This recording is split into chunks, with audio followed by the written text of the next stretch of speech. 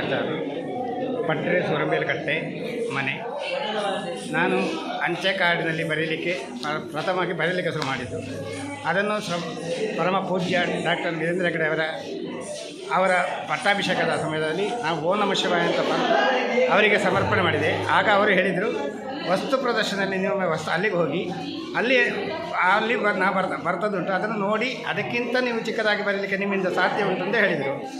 ಅದನ್ನು ನೋಡಿದಾಗ ನಾನು ಬರೋದಕ್ಕಿಂತ ಎಷ್ಟೋ ಸಣ್ಣದಾಗಿತ್ತು. ಅದನ್ನು ನೋಡಿ ನಾನು ಮಾರನೇ ದಿವಸ ಬರೀಲಿಕ್ಕೆ ಪ್ರಾರಂಭ ಮಾಡಿದೆ. ಅದಕ್ಕಿಂತ ಸಣ್ಣದಾಗಿ ಬರೆದು ಅವರಿಗೆ ಅವರೊಮ್ಮೆ ಬದಿರಕ್ಕಕ್ಕೆ ಬಂದಿದ್ದರಾಯಿತು. ಅವರಿಗೆ ಸಮರ್ಪಿಸಿದಾಗ ಅವರು ಭಾರಿ ಖುಷಿಯಾಗಿದೆ, ಒಳ್ಳೆಯದಾಗಿದೆ, ಇನ್ನೂ ನೀವು ಉತ್ತುಂಗಕ್ಕೆ ಏರಿ ಅಂತ ಹೇಳಿದ ಆಶೀರ್ವಾದ ಕೊಟ್ಟರು. ಅದಕ್ಕಿಂತ ಅದಾದ ನಂತರ ನಾನು ನಮ್ಮ ಮಕ್ಕಳಿಗೆ, ನಮ್ಮ ಶಾಲಾ ಮಕ್ಕಳಿಗೆ ಶಾಲಾ ಪಾಠ್ಯಪುಸ್ತಕದಲ್ಲಿ ಧಾರ್ಮಿಕ ನಾಯಕರದ್ದಾಗಲಿ ಸ್ವಾತಂತ್ರ್ಯಕ್ಕೆ ಹೋರಾಡಿದವರದ್ದಾಗಲಿ ವಿಷಯಗಳೇ ಇರುವುದಿಲ್ಲ.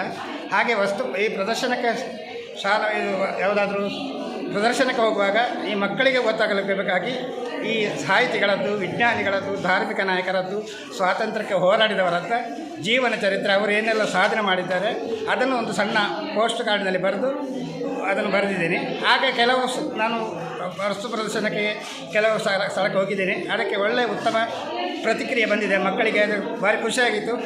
ನಮ್ಮ ಶಾಲಾ ಪಠ್ಯಪುಸ್ತಕದಲ್ಲಿ ಇಲ್ಲದಿದ್ದರೂ ಇಂಥ ಒಂದು ಸ್ವಾತಂತ್ರ್ಯಕ್ಕೆ ಹೋರಾಡಿದವರ ಒಂದು ಜೀವನ ಚರಿತ್ರೆ ನಮಗೆ ಕೇಳುವಂಥ ಭಾಗ್ಯ ಉಂಟಾಯ್ತಲ್ಲ ಅಂತ ಹೇಳಿ ತುಂಬ ಪ್ರೋತ್ಸಾಹ ಕೊಟ್ಟಿದ್ದಾರೆ. ಅದಕ್ಕೆ ಬೇಕಾಗಿ ನಾನು ಕೆಲವು ಹೀಗೆ ಹೋಗ್ತಾ ಬರ್ತಾ ಇದ್ದೇನೆ. ಆಗ ನಮಗೆ ಇದರಲ್ಲಿ ಸಂತೋಷ ಇರೋದಷ್ಟೇ. ಈ ಮಕ್ಕಳಿಗೆ ಏನಾದರೂ ನಮಗೆ ಧಾರ್ಮಿಕ ವಿಷಯದಲ್ಲಾಗಲಿ, ಸ್ವಾತಂತ್ರ್ಯಕ್ಕೆ ಹೋರಾಡಿದಾಗಲಿ, ವಿಜ್ಞಾನಿಗಳದ್ದಾಗಲಿ ನಮಗೆ ನಮ್ಮ ಪೂರ್ವಜರು ಹೇಗೆ ಮಾಡಿದ್ದಾರೋ ಅದನ್ನು ನಾವು ಮತ್ತು ಅದನ್ನು ಎಂತ ಹೇಳೋದಕ್ಕೆ